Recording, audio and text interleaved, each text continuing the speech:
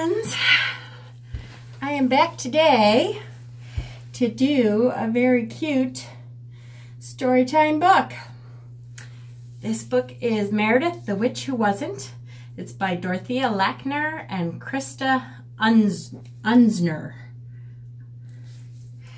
And it is a very cute book.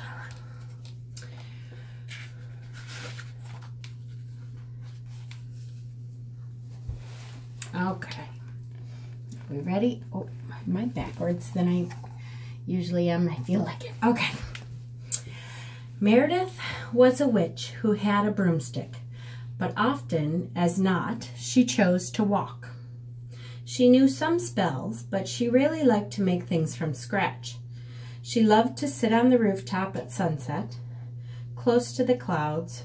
She made a raucous racket, singing blood-curdling songs with the crows. Meredith was a happy witch, except for one thing. She didn't like magic. See, I love her cat in the blue with little white spots.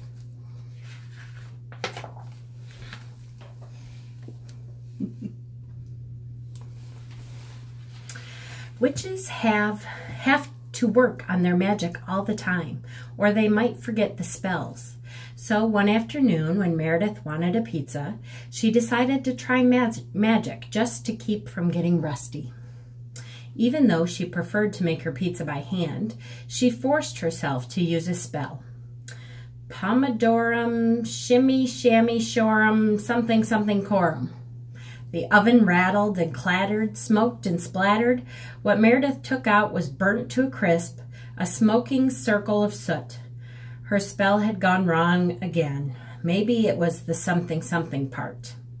Now she was hungry and the kitchen smelled like smoke. She hated magic.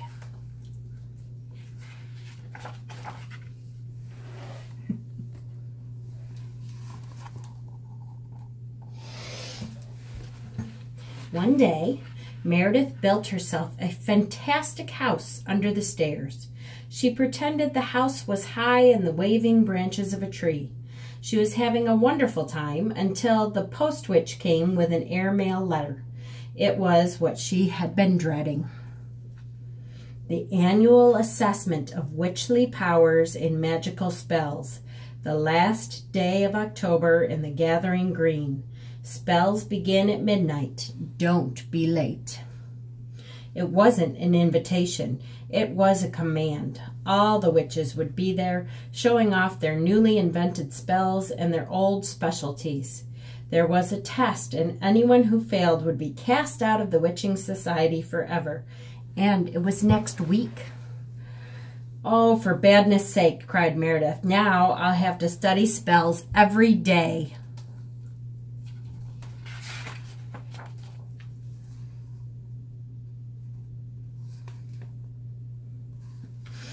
But first she had to find her book of magic. It wasn't in the cupboard, and it wasn't under the bed. It wasn't in the trunk either. At last Meredith found it behind the oven. She brushed off the cobwebs and started to study. She was determined this time to memorize all the spells correctly. But when she tried them, they always came out wrong. Instead of raspberry ice cream, she got ordinary ice cubes. The cup and saucer disappeared but didn't come back. And Meredith nearly turned the cat into a dog. All too soon it was October 31st. Meredith had no time left. She called to her magic broom, but even it was being disobedient. Finally she gave up, tucked the broom under her arm, and started the long walk to the gathering green. It took many hours, but Meredith enjoyed herself more than she had in a long time. It felt really good to rely on her own 2 feet to get her where she was going.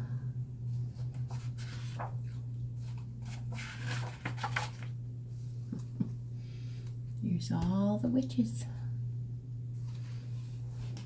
The gathering green was aglow with magical light, and witches were arriving with spins and swirls and shrieks of laughter. Nobody noticed Meredith approaching along the road. "Look at me," cackled one witch. "No hands." "Watch this," hissed another as she turned a somersault with her broom. "It makes me dizzy to look," roared Melusina Firebird, the oldest witch of all. But now let the spells begin. May I have your attention? The first test is to conjure a fantastic fruit tree. Oh, look at all the fruit trees. And then poor Meredith's. The air sang with murmurs and whispers. As sudden as lightning, great trees full of luscious, unimaginable fruits appeared. The air was scented with exotic tropical smells: mango, citrus, papaya, guava, coconut. Meredith remembered the right words to the spell, but what appeared was a tiny apple tree, smaller than herself. One of the witches kindly said, "It's awfully tiny. It will get better with time, though, dearie." "I think it's fantastic already," said Meredith. "I meant your spell, dear, not the tree." Before the next test, all the witches shared their magical fruit. Meredith tried each kind, but none of them tasted as delicious to her as the fruit from her ordinary trees back home.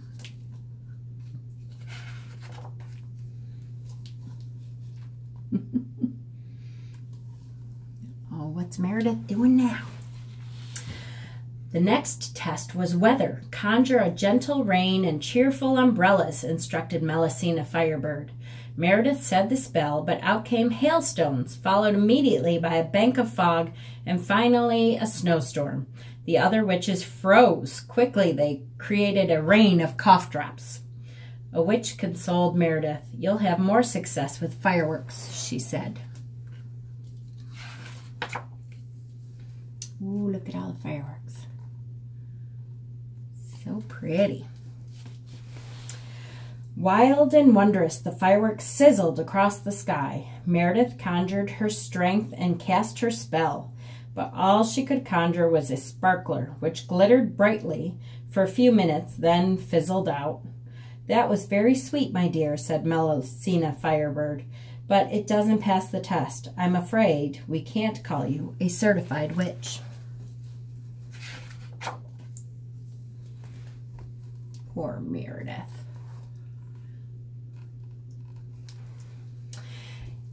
At sunrise, the witches all mounted their brooms and rode off, but Meredith had to walk home. This time she was tired and her feet were sore. She thought about not being a certified witch any longer, and she thought she ought to feel sad. She doesn't look very sad. When she reached home that evening, she plopped into her rocker exhausted. But somehow she just couldn't force herself to be sad.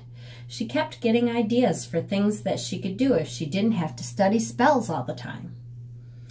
Bake bread from scratch, plant a garden, climb a tree, build a tree house. That's it. I've always wanted to build a tree house. Completely forgetting that she should be sad, Meredith danced around the room with her cat. Look at that tree house. So cool. She grabbed a hammer and nails and started building a tree house. She built it in a tree that had grown slowly, ring upon ring, year after year, until it was steady as the earth and timeless as the moon. The only magic she used was a kiss on her thumb when she accidentally hit it with a hammer. One night Meredith had a visit from Melusina Firebird and two of her friends. She served them peppermint tea from plants she'd grown and a cake she'd baked herself.